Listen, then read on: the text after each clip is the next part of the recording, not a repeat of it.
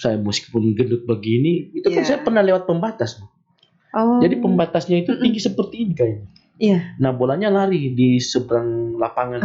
Terus? Jadi bisa di lapangan yang satu, bolanya lari ke lapangan yang duanya itu. Nah ada pembatasnya. Nah jadi saya ngejar bolanya itu sambil lompat. Bisa Bu.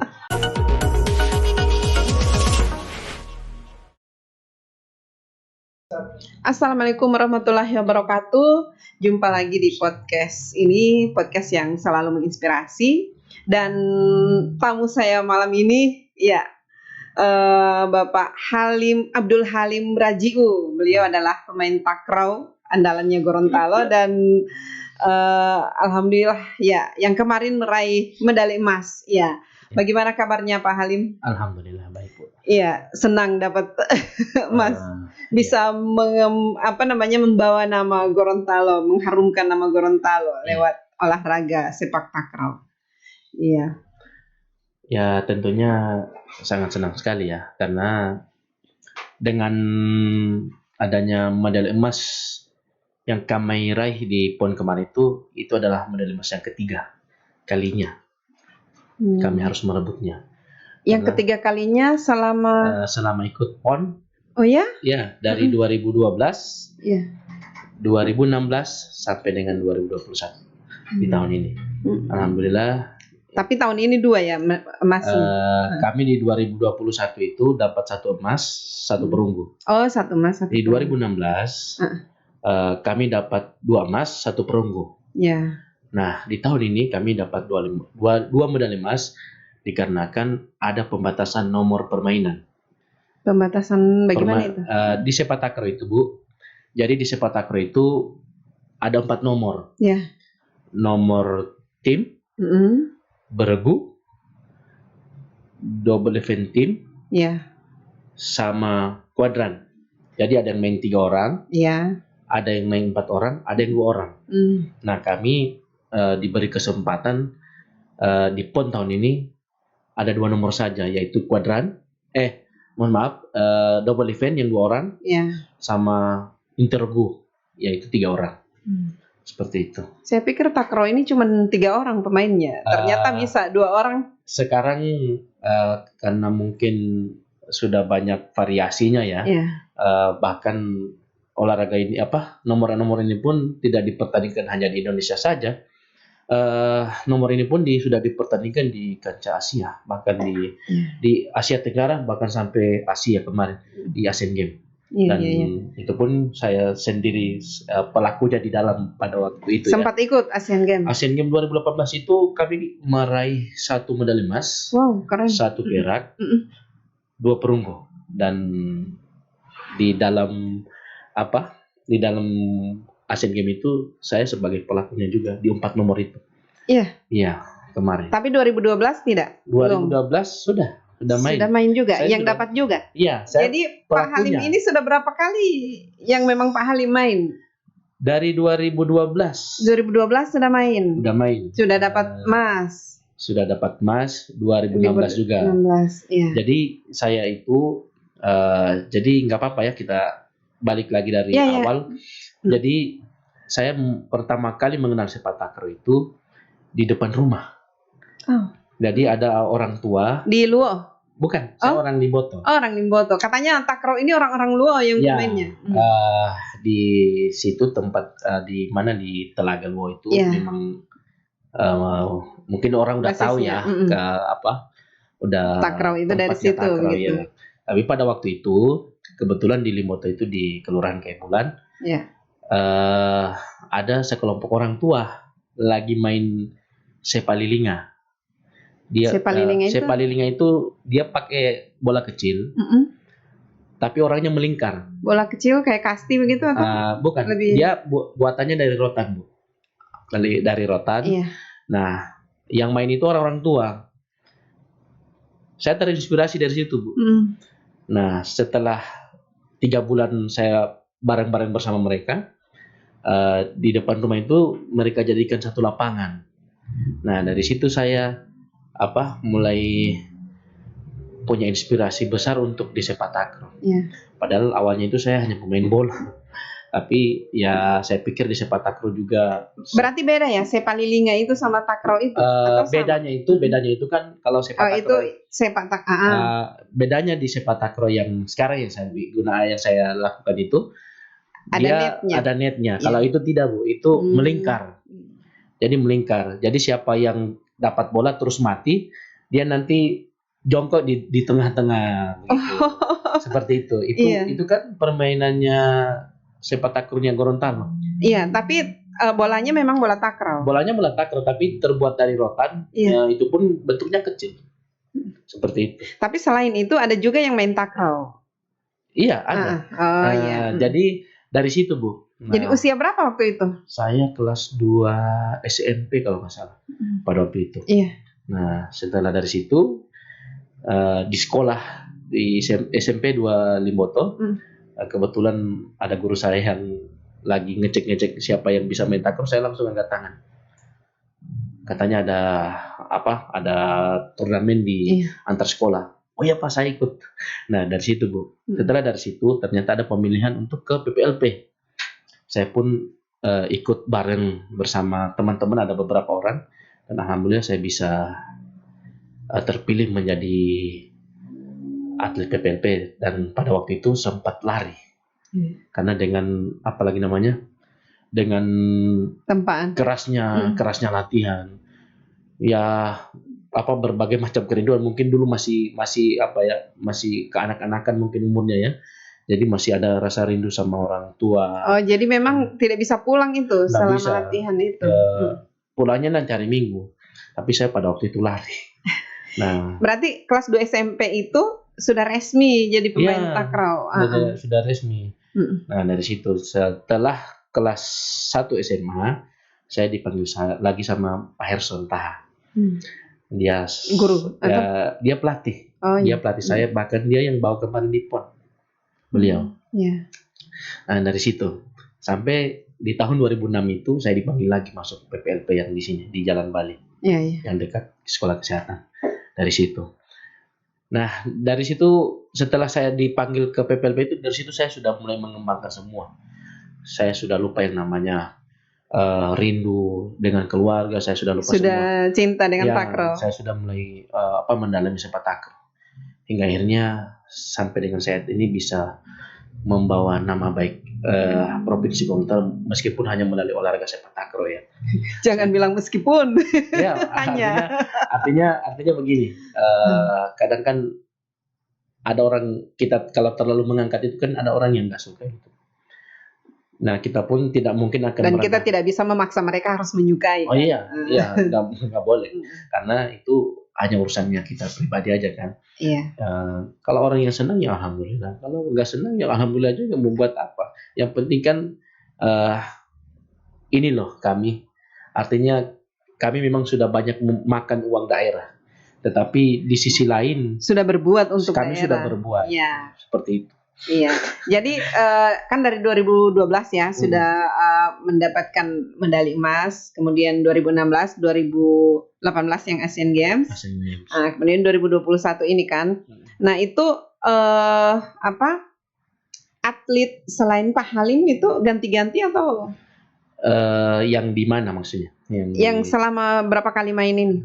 Jadi untuk masuk di tim PON itu di olahraga sepak takraw. Tentunya ada tahapan seleksinya, Bu. Tidak harus meskipun saya hebat, saya punya nama di internasional, tidak semudah itu saya harus terpilih.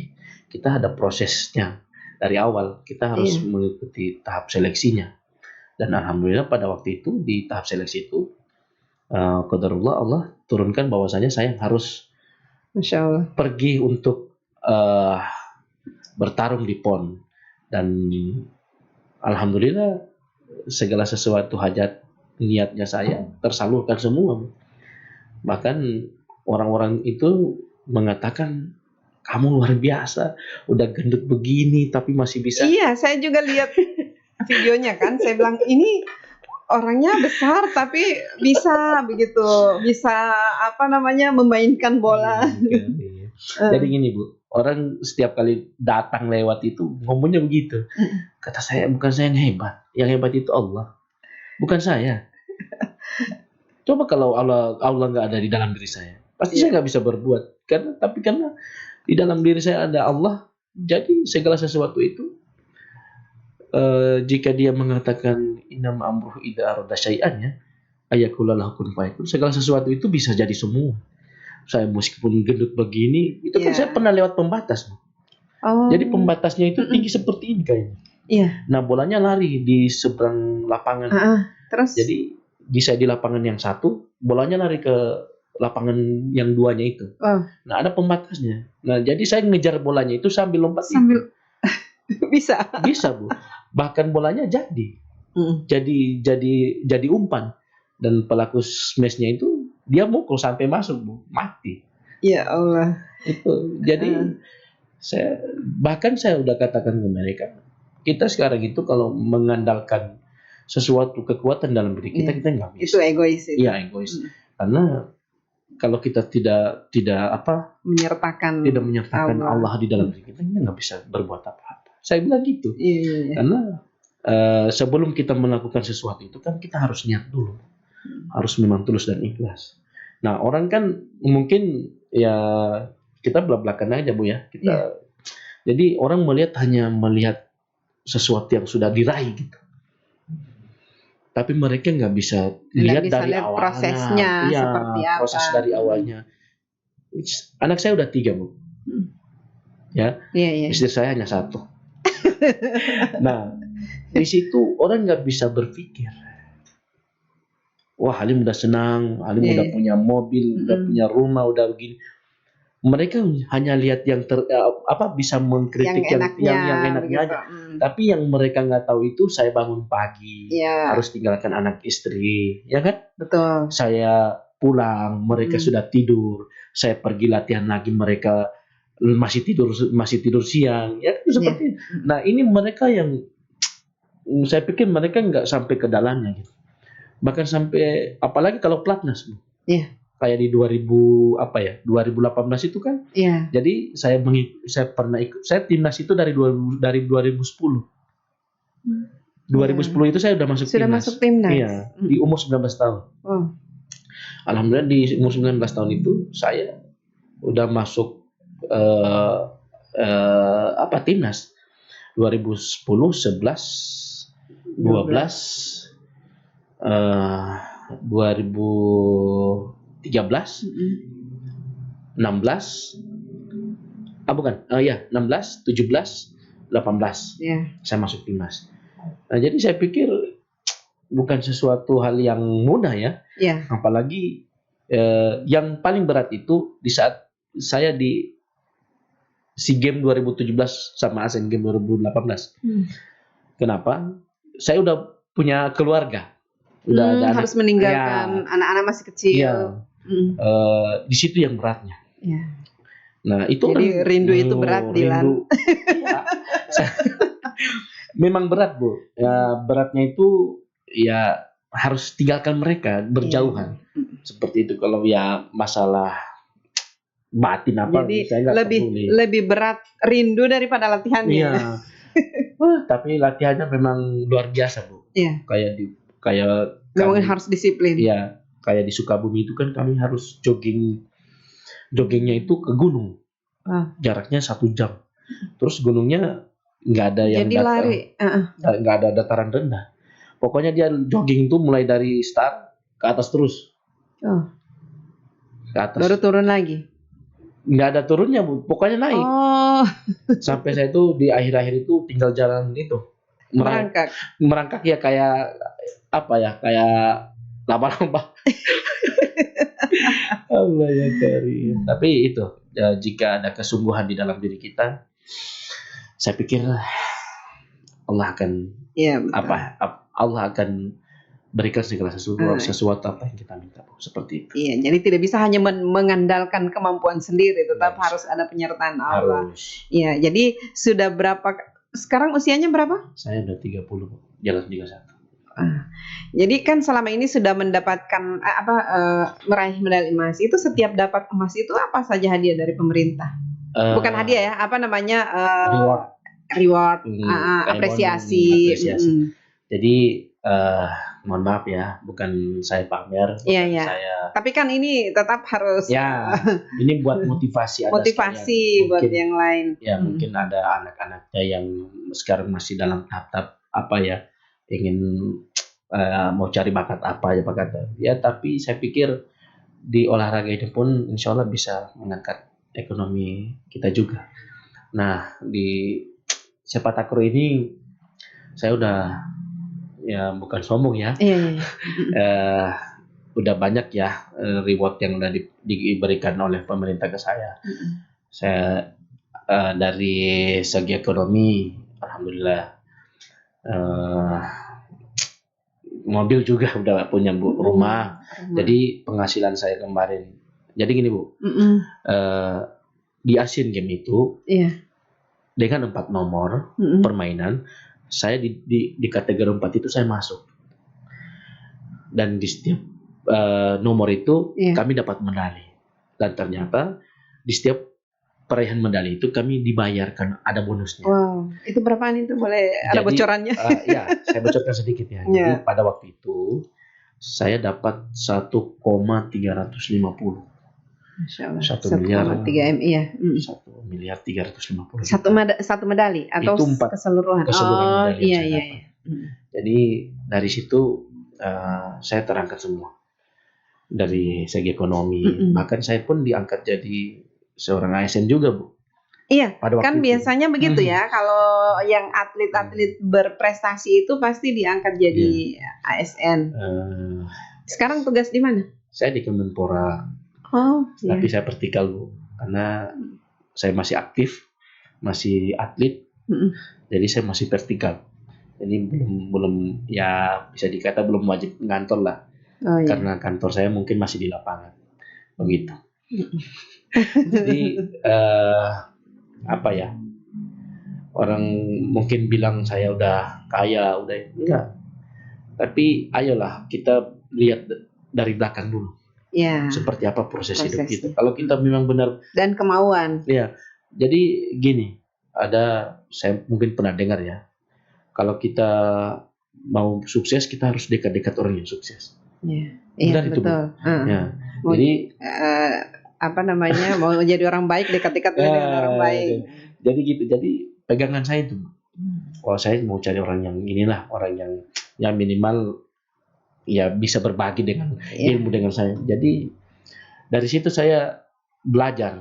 Oh, ternyata kalau kita tidak mau bergerak, maka segala sesuatu pun itu tidak akan bisa bergerak. Kalau kita akan bergerak, semua akan bergerak.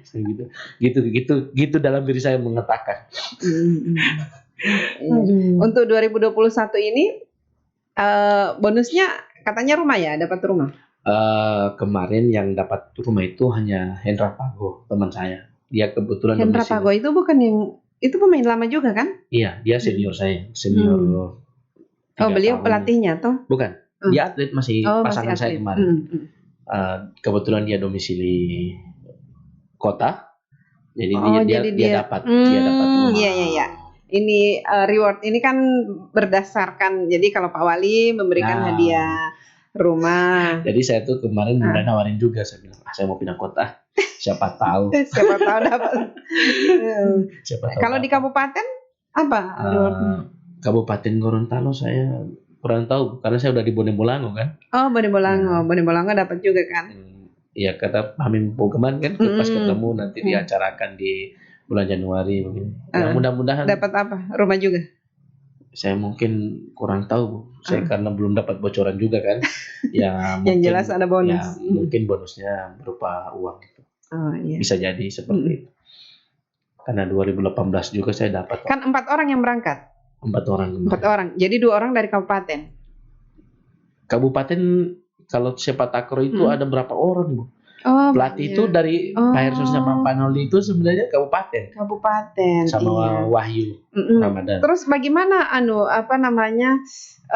perhatian terhadap takraw selama ini dari pemerintah, atau jangan-jangan ini takraw berkembang dengan sendirinya atau gimana? Tentunya gini, Bu, tentunya semua itu ada keterkaitannya. saling mendukung lah antara kami atlet, pengurus, dengan pemerintah setempat ya. Nah, saya pikir dukungan itu ada untuk pembinaan terutama untuk pembinaan ada. Tetapi mungkin untuk di Gorontalo tidak berjenjang, Bu. Belum berjenjang. Artinya tiba masa tiba akal. Iya, artinya gini. Kalau kayak di daerah lain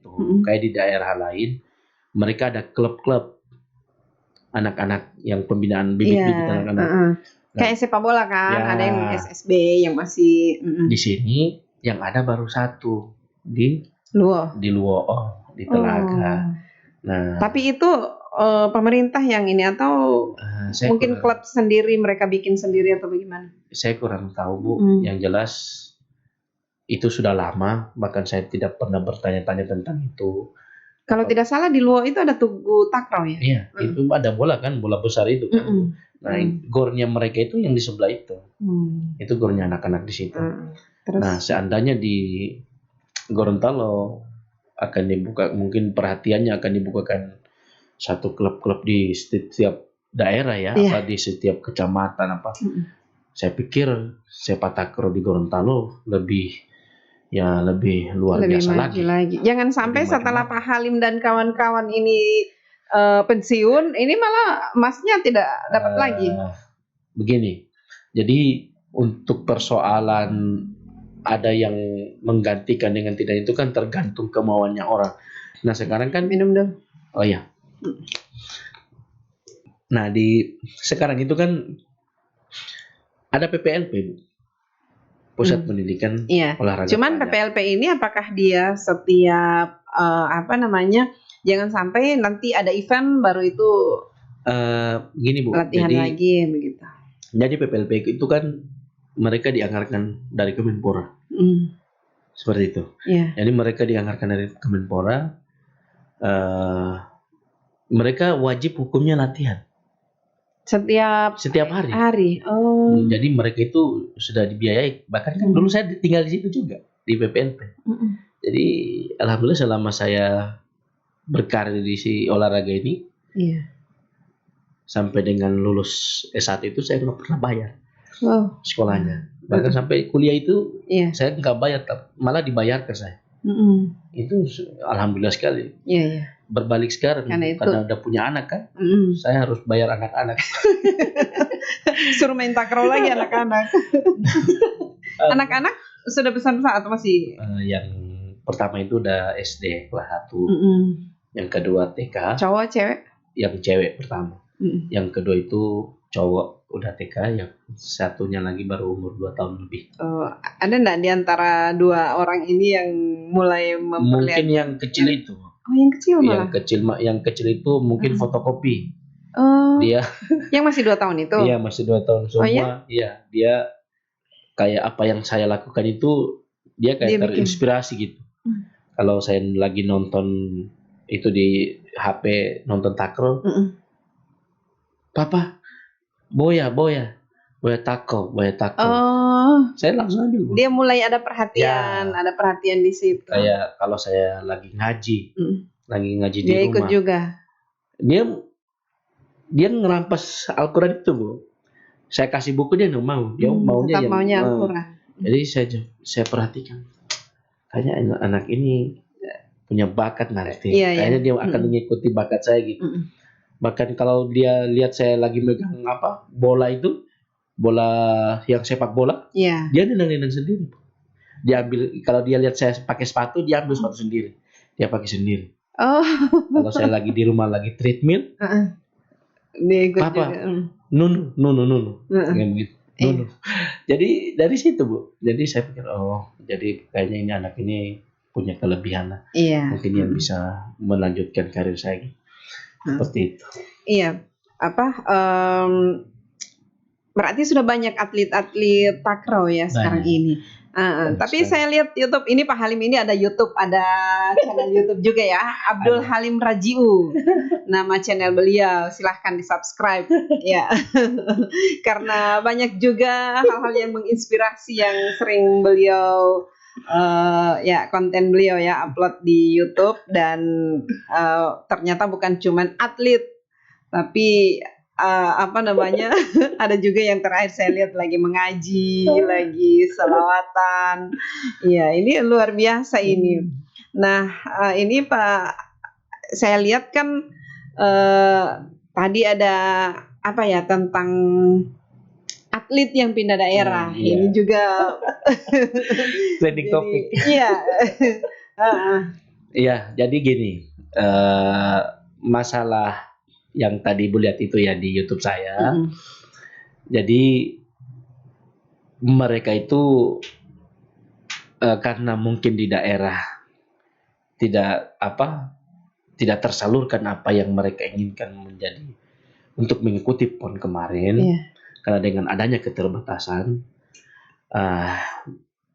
mungkin melalui video itu saya bisa mengeluarkan unek-unek yang ada dalam video saya, Bu.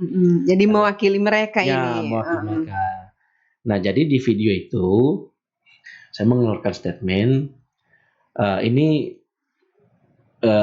tidak ada tendeng aling-aling, Bu ya. Ini terbuka aja.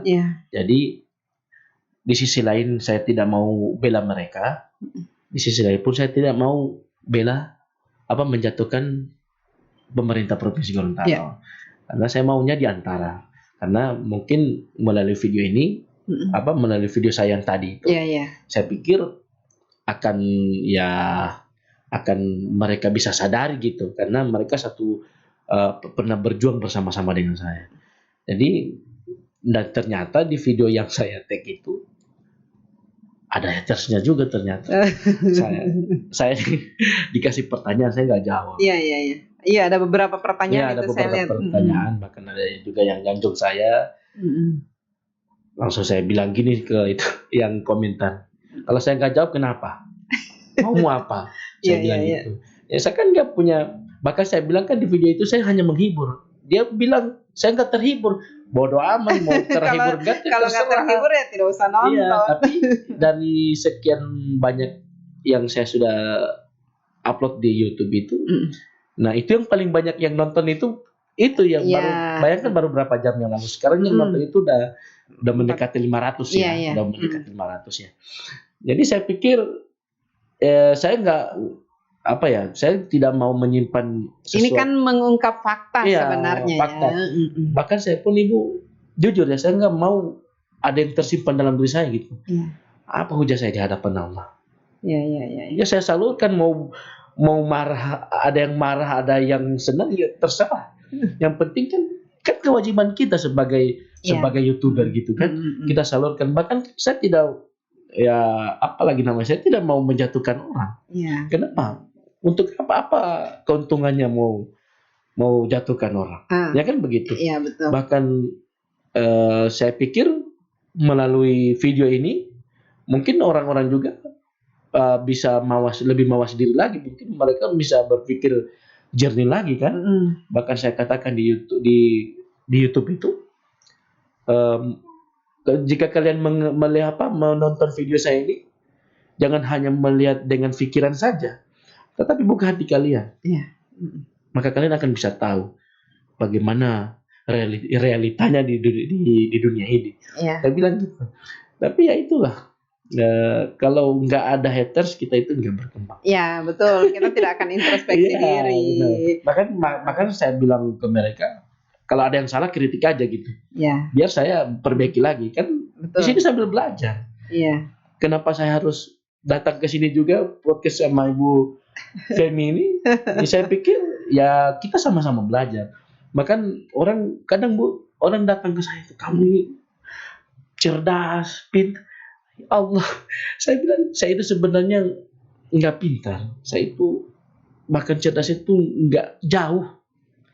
Tetapi karena mungkin Allah selalu turunkan maunahnya, jadi terbukalah pikiran saya, terbukalah hati saya. Jadi kalau masalah pintar itu urusan belakangan kata saya. Karena saya pikir otak ini udah banyak yang numpuk, tapi karena ya Allah mungkin Allah takdirkan harus keluarkan begini, ya itu yang saya keluarkan. Saya bukan saya tidak mau jadi orang munafik lah, meskipun diri saya ini seorang munafik gitu.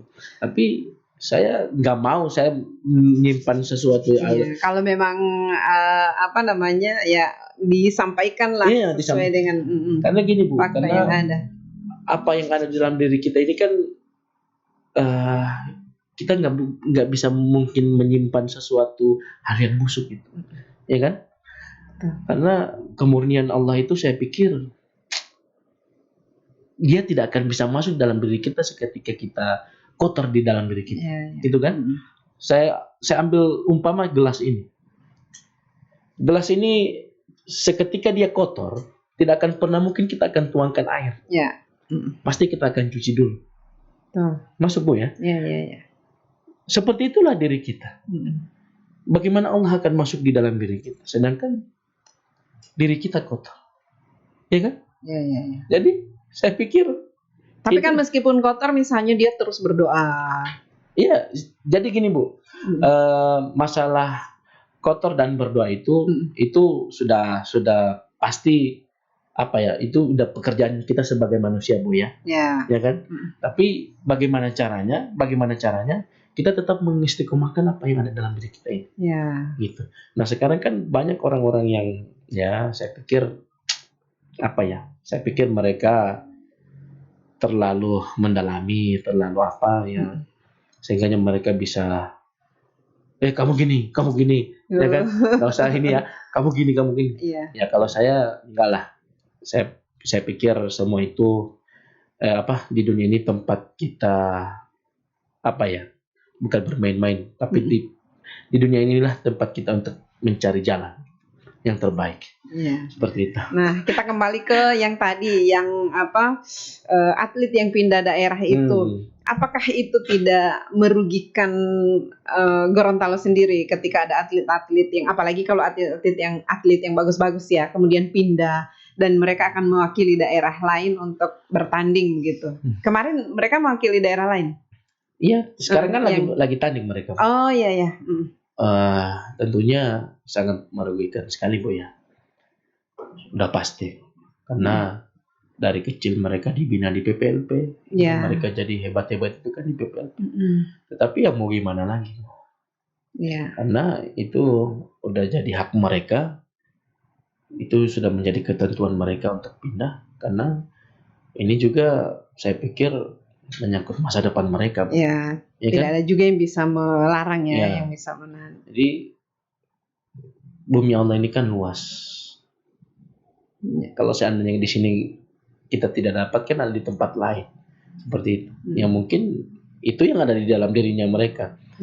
Daripada di daerah mereka tidak berkembang, mereka vakumnya, jalan satu-satunya mereka harus pindah. Seperti itu. Tapi menurut saya juga jadi memang tidak bisa disalahkan juga ketika mereka pindah. Karena ingin mencari juga penyaluran kan. Apalagi kan ada teman saya yang satu itu udah berkeluarga. Statusnya udah berkeluarga. Sementara kalau hanya berharap di sini juga kan kalau berharap di Provinsi Gorontalo ya mungkin kemana ada keterbatasan untuk pemberangkatan kan. Kasihan dia bisa berkembang. Tetapi itulah namanya kita manusia itu kan terkadang tidak mau dengan adanya proses. Kadang kan kita tidak terima dengan adanya proses. Latihan berbulan-bulan, bertahun-tahun kan pasti kita jenuh, pasti kita bosan. Tapi kalau kita sabar dengan dengan proses itu, saya pikir kita akan temukan apa yang kita cari.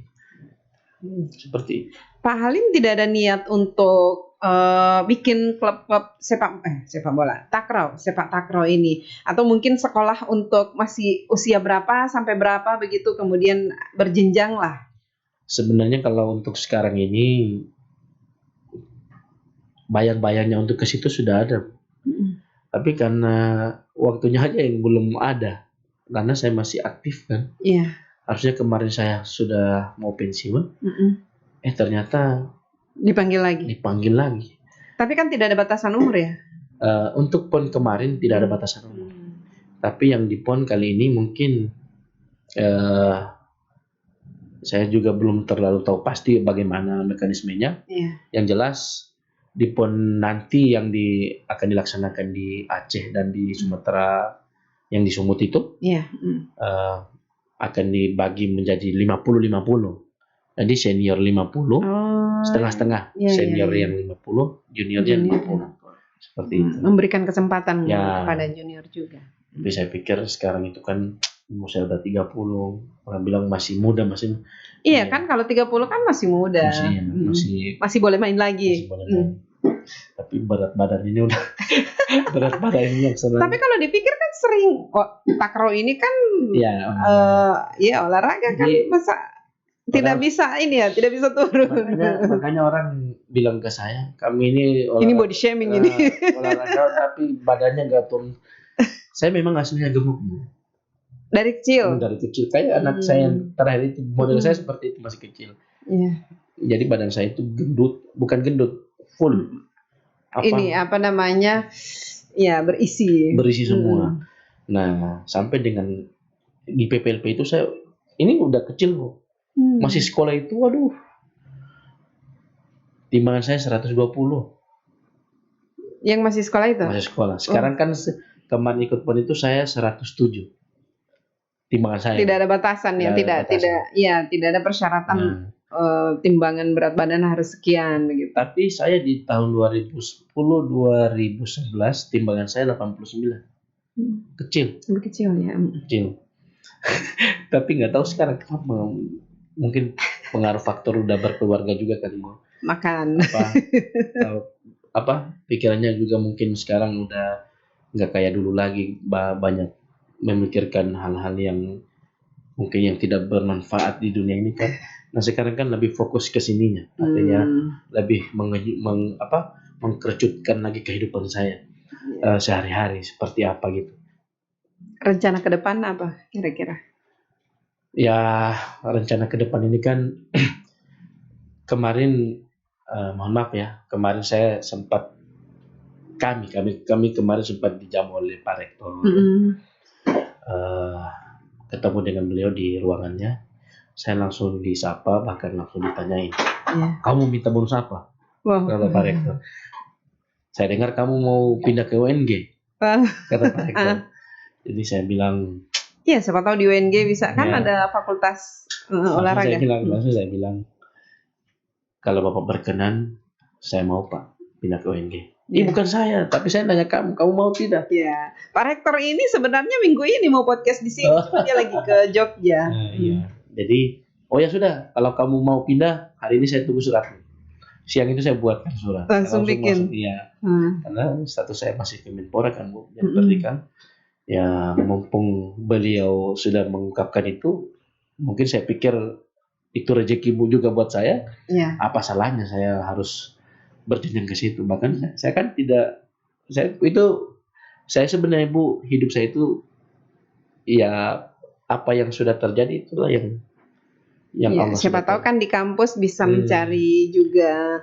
Nah di situ dari situ saya udah berpikir mungkin siapa tahu rezeki saya jadi dosen kan. Amin.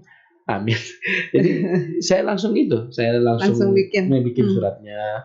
Saya sudah sore itu saya langsung masukkan suratnya. Dan kemarin akhirnya saya dimintakan dari fakultas itu, dimintakan yang SK saya itu SK 80 sama yang 100 sama ijazah saya.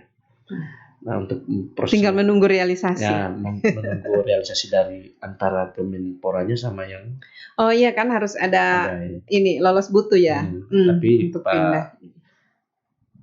Pak Rektor kemarin katanya dia akan ketemu langsung dengan Pak Menteri. Nah kebetulan Pak Menteri kan dekat dengan beliau. Karena nanti mereka ada pertemuan di Bali. Ini ada pertemuan di Bali karena Pak Menteri lagi di Papua sekarang mungkin. Iya, agak di Parnas ya. Nah, karena ada pertemuan Pak Rektor mengatakan kemarin itu dia akan ketemu langsung dengan Pak Menteri. Kata saya, insya Allah Pak. Keren, insya Allah. Siapa tahu di UNG lebih bisa mengembangkan ya. Ya, lebih banyak lagi yang bisa diperbuat. Dan ya siapa tahu ada atlet-atlet yang walaupun atlet takraw ini kan harusnya dari kecil ya sudah di. Tapi kan di UNG kan setelah dari PPLP itu. Iya. Saya kan di situ lulusan olahraga juga. Olahraga, ya. Jadi saya pikir dari situ kan orang-orang masuk UNG. Jadi saya pikir eh, setelah mereka dari PPLP, mereka melanjutkan studinya mereka, saya pikir nggak rugi, Bu. Iya. Karena di sini juga kan fakultasnya fakultas olahraga, bahkan punya gedung juga. Jadi saya pikir apa yang mereka miliki dari PPLP itu tidak akan mati, gitu. Tetap akan berkembang seperti sebagaimana biasanya. Seperti itu. Oke deh. Terima kasih banyak, ini sudah berbagi di sini, berbagi inspirasi, dan ini sangat menginspirasi. Jadi yang tadinya hanya menonton, hanya jadi penonton sepak lilinga, sepak lilinga, dan akhirnya punya keinginan yang kuat untuk jadi pemain takraw, dan 4 kali ya meraih medali emas. Iya. Tapi ini Bu ya, dikit lagi. Tapi inilah saya. Artinya saya dengan bahasa saya seadanya ini, ya seperti ini. Artinya dengan kosakata yang tidak beratur apa segala macam. Tapi saya kok berani ngomong di depan kamera. Seperti siapa bilang tidak beraturan? Bagus. Saya merasakan seperti itu, Bu. Artinya dengan bahasa baku, kan ada bahasa baku yang baik kan. Tapi menurut saya bahasa saya ini nggak beraturan gitu, tapi kok orang yang paling penting disampaikan dengan bahasa apapun yang penting menginspirasi orang, dan ini sangat menginspirasi. Di situ sebenarnya letak yang sangat saya ini itu di situ, Bu. Mau bagaimana bahasa saya, penting mereka bisa pahami, bisa masuk. Ya sudah, saya buat apa adanya gitu. Insya Allah akan banyak atlet-atlet atau calon-calon atlet yang termotivasi, terinspirasi dari kisah ini. Karena ya alhamdulillah dengan jadi pemain takraw, apalagi bersungguh-sungguh ya. Kalau jadi pemain takraw tapi latihannya juga malas-malas, jangan berhayal untuk bisa untuk bisa dipilih kemudian bisa dapat emas. Dan ini kan alhamdulillah ya, setelah bermain tidak mengecewakan pemerintah, kemudian klub PPLP. namanya ya PPLP. Ini ya ada hasil yang dibawa ke sini. Siapa tahu insya Allah ke depan tetap masih Gorontalo yang dapat emas dari sepak takraw ini. Tapi sepanjang sejarah selain takraw belum ada ya yang emas didapatkan oleh Gorontalo. Iya. Jadi sudah 2008, 2012, 2016, 2021. Nah, nanti di zamannya saya itu baru bisa dapat. Padahal sebelumnya sudah ada yang ikut. Takraw. Nah, nanti udah masuk di zamannya saya itu barulah pertama dapat medali emas. Tapi saya pikir segala sesuatu itu tetap kita kembalikan ke niat, Bu. Ya kalau kita jujur ya, saya itu sekarang sering saya tanamkan ke adik-adik itu, ayolah kalau kalian apa yang kalian geluti sekarang, jangan memikirkan uang dulu. Yang harus kalian pikirkan sekarang, kalian harus kalian pikirkan itu adalah bagaimana kalian bisa memberikan yang terbaik dulu. Masya Allah, luar biasa. Jadi bonus itu nanti belakangan ya. Jadi kata-kata ini, Bu, bukan nanti sekarang. Dari awal saya berkarya itu yang sudah saya pegang. Tetapi nanti kali ini baru saya keluarkan. Biar mereka paham. Jadi bermain saja, jangan dulu berpikir bonus, tapi bagaimana bisa memberikan yang terbaik untuk daerah. Kalau kita udah memberikan yang terbaik, saya pikir itu akan mengikuti. Iya, betul. Gimana kita mau dapat kalau kita main-main kan? Gitu. Bagaimana mau dapat kalau sudah pikirannya sudah keluar. Itu bayangkan yang Asian Games itu, Bu. Asian Games itu saya dapat 1, nggak berpikir saya sampai ke situ. Iya. Yang di rumah kan udah ngitung-ngitung. Kamu dapat begini. Kan pertama yang peraih medali emas itu kan 1,5 ya yang perorangan. Iya. Nah, yang di rumah ternyata udah ngitung. Dapat perunggu begini, jumlahnya begini. Saya pun sampai pulang itu sampai selesai Asian Games itu nggak berpikir bonusnya, Bu. Dapat berapa? Saya bilang, kalian ini semua yang kalian dapat dari media itu hoax semua, kata saya. Ternyata apa yang mereka hitung itu benar semua. Jadi doa-doa dari orang di rumah juga ya, ada orang-orang di rumah. dan alhamdulillah sukses. Oke deh. Terima kasih banyak sudah datang ke sini dan saya sangat bersyukur ketemu kemarin di Aston ya. Iya. Pak Hamim langsung perkenalkan. Oh iya, kebetulan saya lagi cari-cari orangnya. Saya cari Pak Ketua KON itu, Pak Fikram ya. Cuman saya hubungi beliau, nomornya tidak diangkat. Dan pas ketemu itu ya Allah, nanti saya mau undang. Jadi di Aston juga. Kemarin itu kami dapat apresiasi dari Aston. Kami diberikan voucher semalam aja Bu. Jadi saya pun berpikir ya tidak gampang bisa dapat seperti itu kan. Mungkin manajernya mungkin dia sempat nonton, sempat lihat perjuangan para atlet, mungkin dari situ dia bisa mengapresiasi meskipun hanya dengan voucher semalam ya. Tapi menurut kami itu sangat ada apresiasi lah. Nanti ini hari Kamis nanti kami dapat voucher lagi dari Grenki. Wah keren. Ya minimal bisa ajak anak-anak ke situ. Biar mereka bisa mandi-mandi kan. Ya Allah ya. Oke, sekali lagi terima kasih. Semoga ini sangat bisa menginspirasi semua orang. Ya, assalamualaikum warahmatullahi wabarakatuh. Waalaikumsalam.